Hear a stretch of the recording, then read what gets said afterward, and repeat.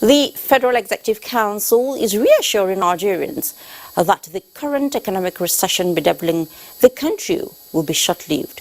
The Minister of Finance, Budget and National Planning Zainab Ahmed stated this while briefing journalists after the meeting of the council presided over by President Muhammadu Buh. State House correspondent Adamu Sambo has the details.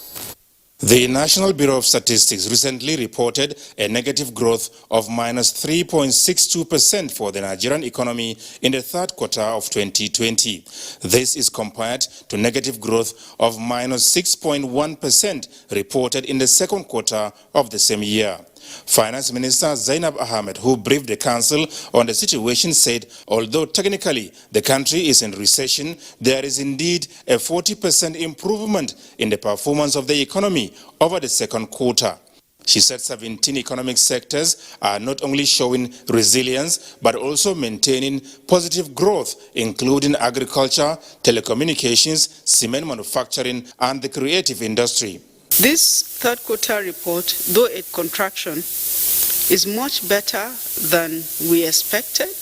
It's also much better than was projected by the IMF and the World Bank. This COVID-19 recession follows a pattern across the world today, with almost every country that has reported its GDP going into recession. Bringing it closer home, the South African economy in the second quarter of 2020 reported a negative growth of 50%. This is compared to Nigeria's negative growth of -6.1% in the second quarter of 2020.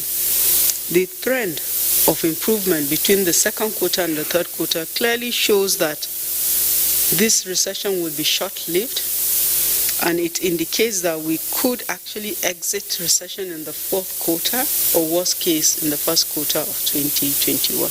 The minister described vigorous implementation of the Economic Sustainability Program as critical towards achieving the objectives of taking Nigeria out of recession. The ESP implementation is really on course, is focused. It will help us to exit recession.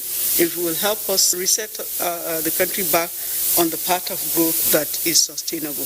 Payment of federal workers' salary, the minister said, will not be affected, and that there are also no plans whatsoever to either retrieve or revise the 2021 appropriations bill now being considered by the National Assembly in consultation with the executive. On the border closure, Mr. President has set up a committee that I chair alongside with the Minister of Foreign Affairs and other ministers, including Interior, Customs, Immigration, the Security Services, to review and advise him on the issue of border closure. The committee has just completed its work.